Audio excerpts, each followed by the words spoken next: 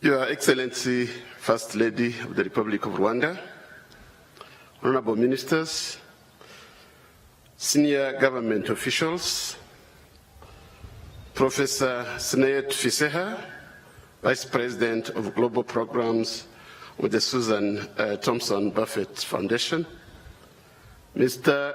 Itzhak Fisher, Chairman of the Board of Directors of Rwanda Development Board, His Highness Tunku Ali Ledhodin Ibn Tuanku Maurice, Princess Ingeborg zu Schleswig-Holstein, members of the Diplomatic Corps, distinguished Kwitizina Nemas, esteemed conservation and Kwitizina partners, distinguished guests, ladies and gentlemen, baturage b'akarere ka Musanze muri hano, good afternoon.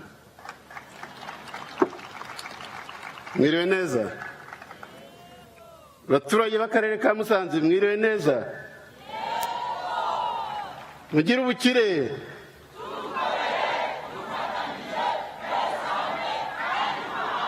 Mugira amahoro.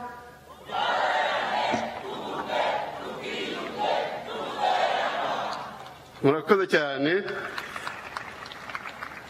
Mu izina rya Nyakubahwa Paul Kagame, Perezida wa Repubulika y'u Rwanda, nishimiye kwifatanya namwe muri uyu muhango wo kwita izina abana b'ingagi ku nshuro ya 20.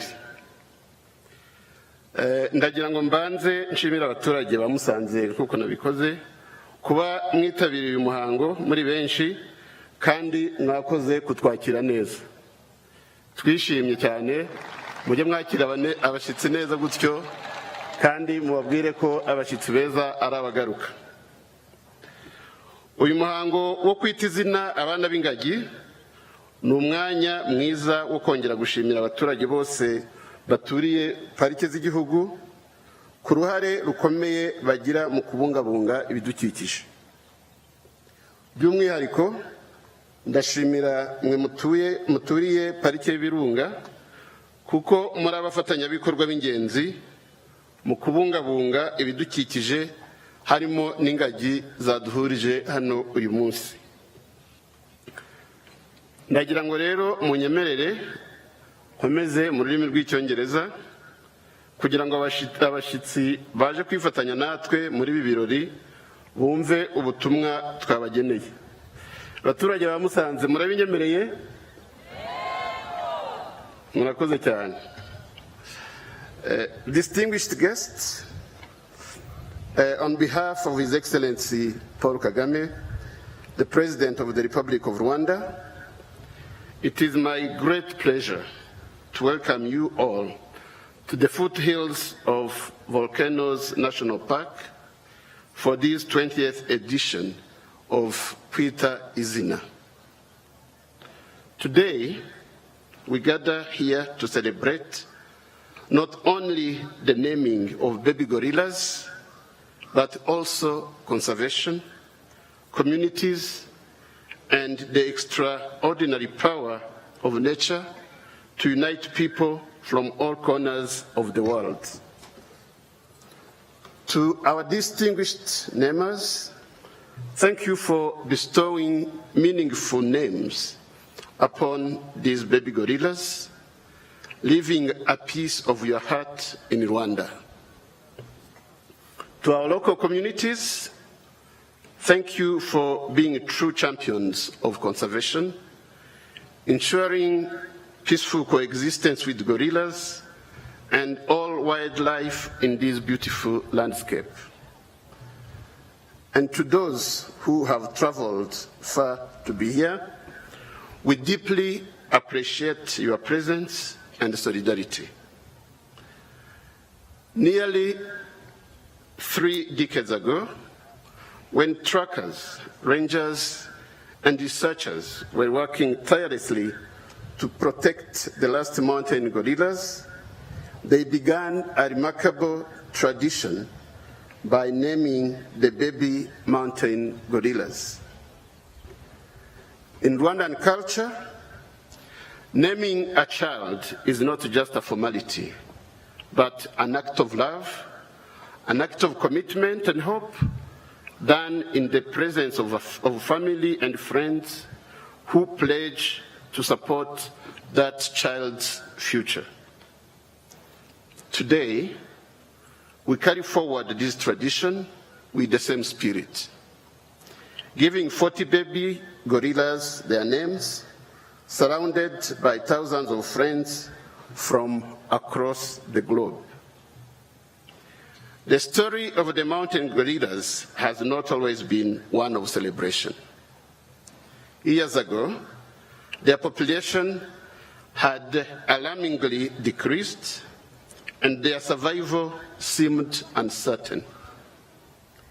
However, thanks to the leadership of Rwanda, the dedication of passionate conservationists, the daily sacrifices of rangers, and the commitment of our communities, the gorillas came back from the brink.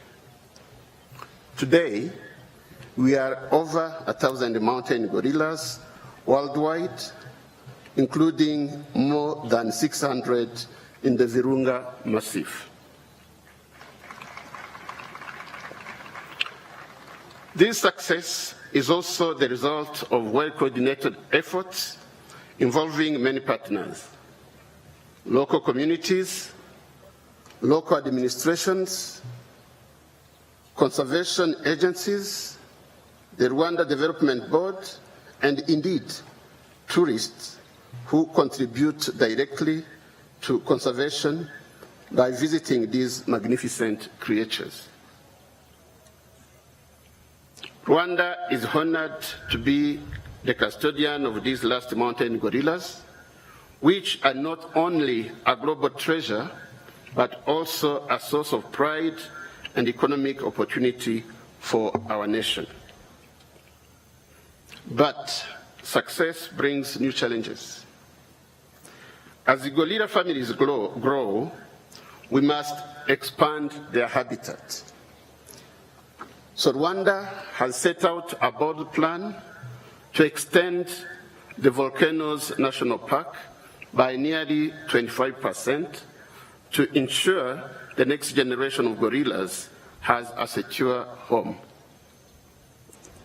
This effort will also improve the lives of surrounding communities, demonstrating once again that conservation and development can go hand in hand. We call on the world to join us in this ambitious project as we share this responsibility. Our conservation journey does not end here.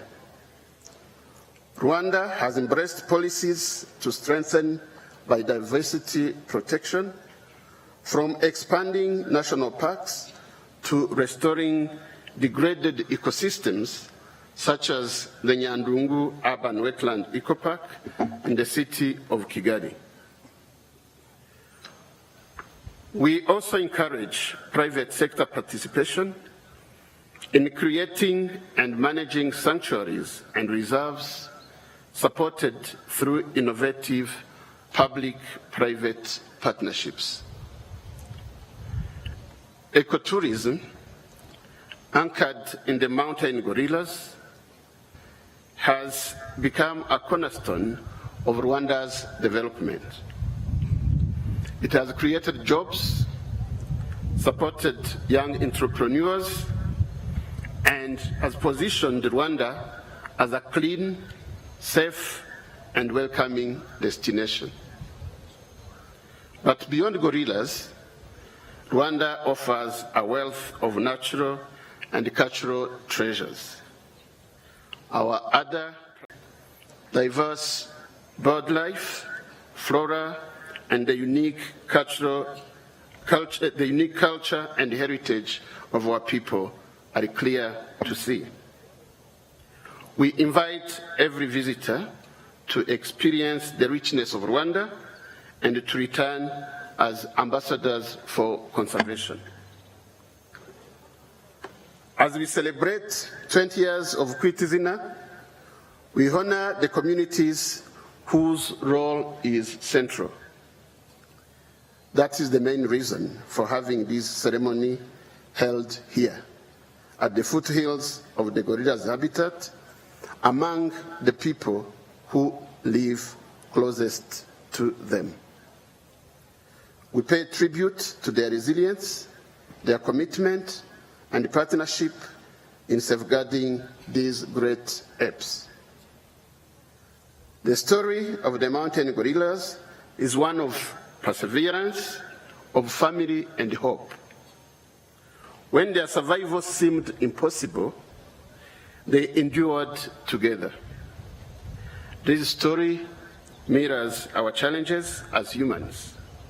When we stand united, no mountain is too high to climb. Let this spirit guide us as we look to the future. Let us strengthen the bonds of friendships and family, protect and restore Mother Nature, and build a sustainable future for all life on Earth. To our international guests, we wish you a joyful stay in the land of 1,000 hills and 1,000 opportunities.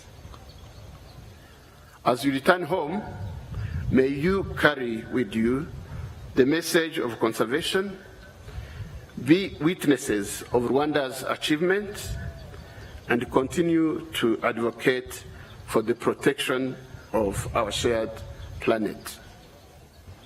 Today, as we name these baby mountain gorillas, Rwanda is fully committed to maintaining sustainable coexistence, protection, and hope for generations to come. Baturage b'akarere ka Musanze, kuri iyi nshuro ya 20 yo kwita izina abana b'ingagi, ibi birori byongeye kubera hano mu Kinigi hafi yanyu, kugira ngo tubagaragarize ko dushima umusanzu wanyu mu gusigasira ingagi no guteza imbere ubukerarugendo mu gihugu cyacu. Guverinoma irabashishikariza gukomeza kubyaza umusaruro ibikorwa remezo bikikije parike ndetse n'imishinga igamije guteza imbere imibereho yanyu. Muhore muzirikana ko izi ngagi ari umutungo w'agaciro kanini dufite kandi tugomba gusigasira twese. Ni muri urwo rwego hari gahunda yo kwagura pariki y'Ibirunga nk'uko umukuru wa RDB yabivuze, tubasaba gukomeza kugira uruhare muri iyo gahunda kuko izafasha ingagi zacu gukomeza kubaho neza mu buryo burambye. Duharanire kandi gukomeza kwakira neza abasura pariki yacu kuko nabyo bigira uruhare mu kumenyekanisha u Rwanda no guteza imbere ubukerarugendo muri rusange. Nyakubahwa First Lady, abanyacyubahiro mwese muri hano, bashitsi bahire batumirwa mwese, mbere yo kurangiza ijambo ryanjye ndagira ngo nongere mbashimire ko mwitabiriye uyu muhango. Ndashimira kandi n'abantu bose bagize uruhare mu gutegura ibirori by'uyu munsi. Mukomeze mugire umunsi mwiza, murakoze cyane kandi mugira amahoro.